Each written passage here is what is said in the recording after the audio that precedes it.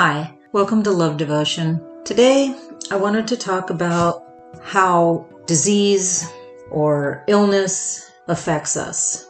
I'm having an issue in our family about blood pressure, blood clots, and I started thinking to myself how I wanted to share with people the importance of stepping back and listening to your body. I know it's a rule of thumb to believe in what you see, and when families have issues of a certain illness, like say cancer, they see that it runs in the family line, which makes sense because when we come here with our soul family, we're all dealing with that situation.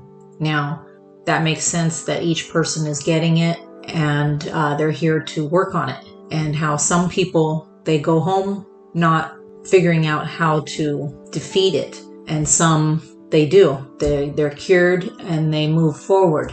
And that makes sense because we're here to evolve. We're here to learn. And there's no different with medical issues, other addictions, like eating too much or, everything has a reason. And I kind of wanted to shed some light to make people step back and think about their own situation.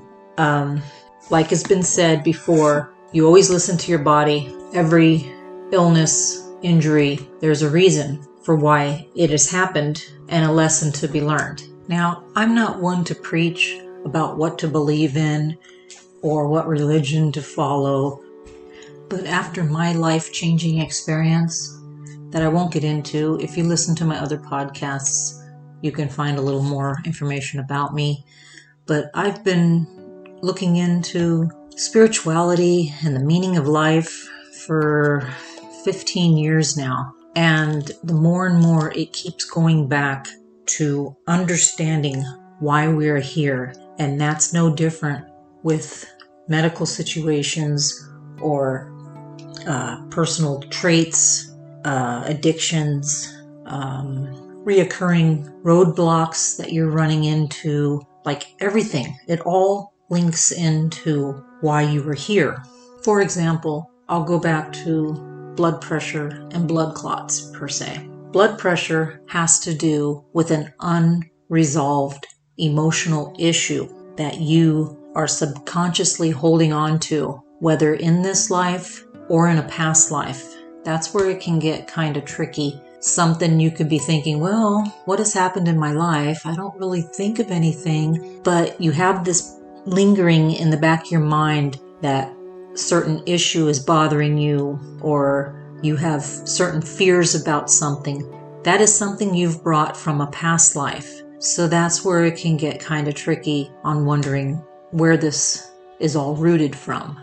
And blood clots is losing the focus of joy in life.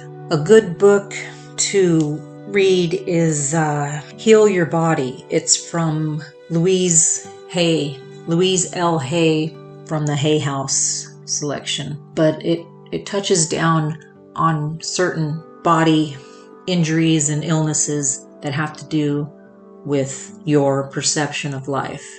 Having a fear of the future or not being happy with this situation. So it's pretty interesting. So you might want to check that out. So I'd like to touch down on a few things that you can do to change the way you're looking at life in order to help your situation. And it's very simple. It's so funny. People think, oh my gosh, it's got to be some miraculously thing. And it's not. It's just a way of looking at your life and the way you feel. A big part of it is just having positivity and believing in yourself. I'm trying to think of a way to explain it. It's kind of like just having the outlook on life as being kind to yourself and not beating yourself up on certain things, small things, and having the acceptance to learn from it. Ask your inner self or God or spirit or whoever you kind of have that conversation with yourself with, whatever you want to call it, it doesn't matter. But just say, okay, I know I'm a little stubborn. How can I work on this? And just meditate. 5 minutes in the shower, 5 minutes before you sit up from waking up. Doesn't even take long. And just do that on a regular basis and just ask for the help, ask for the guidance. And throughout your day, just take a moment to recognize the little messages you get. And it is spirit, they speak with minor messages, with butterflies and seeing a feather. You've heard of all that. It's how it works. People want to blow it into they didn't really explain it. Well, just have faith and believe in the little messages, and you'll notice that you'll get more messages the same way. It's pretty awesome.